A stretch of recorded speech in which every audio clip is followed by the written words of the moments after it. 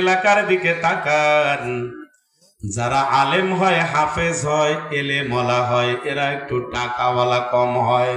আর যাদের ঘরে যারা সম্পদওয়ালা হয়, তাদের ঘরে এলেমওয়ালা কম হয়। আপনাদের এলাকায় যতগুলো চেয়ারম্যান আছে, বলেন কয়জনের ঘরে মাওলানা আছে? হ্যাঁ,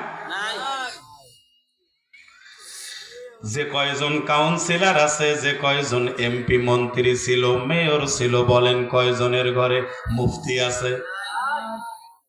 আমি তো আর জানি না, আপনারাই ভালো জানেন। ওরা তো বড় টাকাওয়ালা, ওদের ঘরে আলেম নাই, হাফেজ নাই।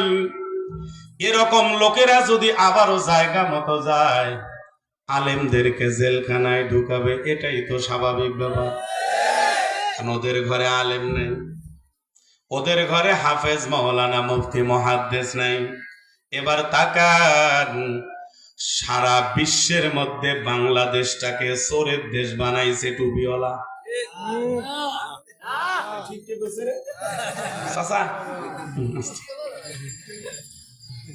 54 বছর যারা বাংলাদেশটাকে শাসন করেছে, এরা কিন্তু বাংলাদেশটাকে বিশ্বের মানচিত্রে চোর বানাইছে। এটা কিন্তু আমার কথা নয়। অথচ কোরআনের হাফেজ, হাফেজ তাকরির, হাফেজ জাকারিয়া, হাফেজ নাজমুস সাকিব, হাফেজ তৌকি রহমাতুল্লাহ আলাইহি কয়েকদিন আগে মারা গেল। এরা কিন্তু বিশ্বের মানচিত্রে যতগুলো দেশের সঙ্গে প্রতিযোগিতা লাগুক না কেন, সব দেশকে পিছনে ফেলায়া বাংলাদেশটাকে কোরআনের পক্ষে 1 নাম্বার করেছে।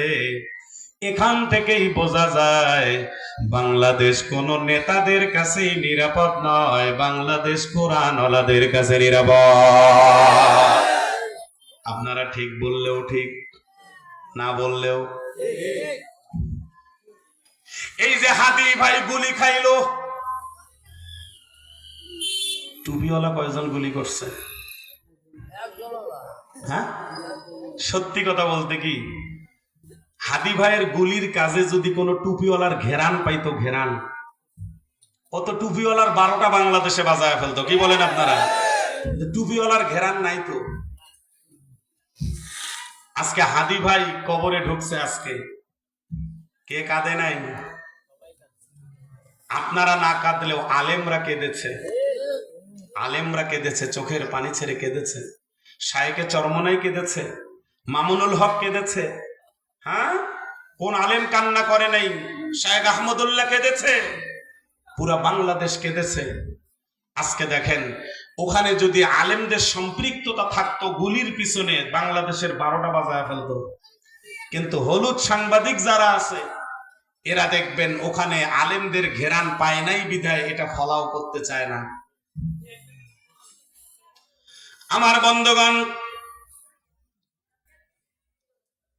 এই বাংলাদেশটার মধ্যে যে যাই করুক না কেন,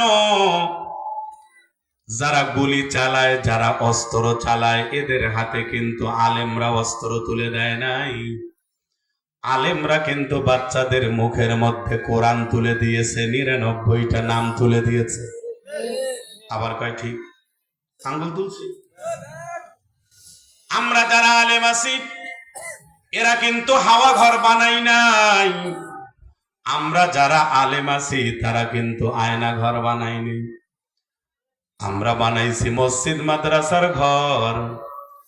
আমরা কোন সন্তানের হাতে কিন্তু অস্ত্র তুলে দেই নেই, পাইলে কায়দা আমপারা তুলে দিয়েছি। যেই কিতাবটার এলেম আল্লাহ সবাইকে দেয় না, আল্লাহ যারে ভালোবাসে তাকে দেয়। আর আল্লাহ কিন্তু বলেছে, যাকে এলেম দান করেছি তার মর্যাদাও বৃদ্ধি করেছি। সুবহানাল্লাহ। আলেমদের মর্যাদা আবার কোথায়?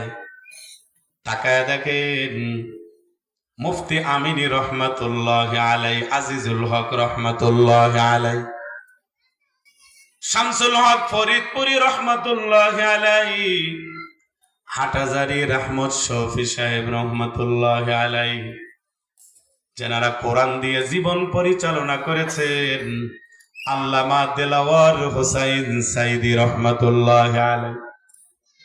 এরা কোরআন দিয়ে জীবন পরিচালনা করার কারণে আল্লাহ তাআলা দুনিয়াতেও সম্মান দিয়েছেন, কবরে চলে গেছে। এখনো পর্যন্ত হাজার হাজার মানুষ তাদের জন্য চোখের পানি